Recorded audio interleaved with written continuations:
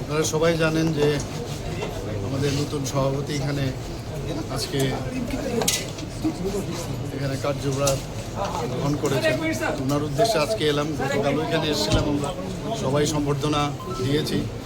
আমাদের রাষ্ট্রীয় অধ্যক্ষ নবীনজির যে 4 জায়গার মধ্যে স্টেট প্রেসিডেন্ট ঘোষণা করেছেন। তো সেই উপলক্ষে আমরা ত্রিপুরাতে যে নতুন প্রেসিডেন্ট হয়েছে, সবাই জানেন আমাদের মাননীয় আমাদের মাতাবাড়ি কেন্দ্রের বিধায়ক, ওনাকে এখানে প্রেসিডেন্ট হিসাবে ঘোষণা দিয়েছেন। তো গতকালও আমরা এসেছিলাম এখানে, আপনারাও ছিলেন। তো আজকে এখানে উনি অনেক কার্যভার গ্রহণ করেছেন। আমি আশা করি ত্রিপুরার যে ভারতীয় জনতা পার্টির যে সংগঠন অনেক বেশি শক্তিশালী হবে। রাজীববাবুও আগেও ছিলেন, খুব ভালো কাজ করেছেন, এর আগে আমিও ছিলাম।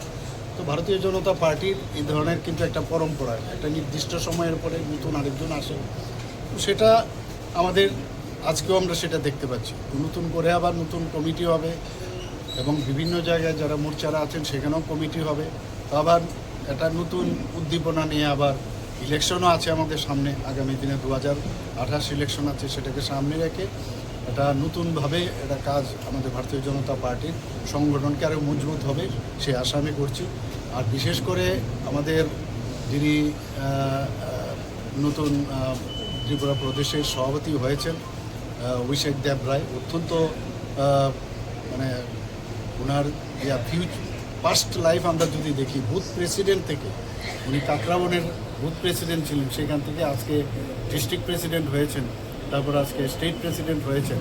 তো ভারতীয় জনতা পার্টি বুথ থেকে কোথায় চলে আসে এটাও কিন্তু আজকে আমরা দেখতে পাচ্ছি। এবং ওনার নেতৃত্বে আমাদের ভারতীয় জনতা পার্টি চলবে এবং শক্তিশালী অনেক বেশি হবে। Thank you sir.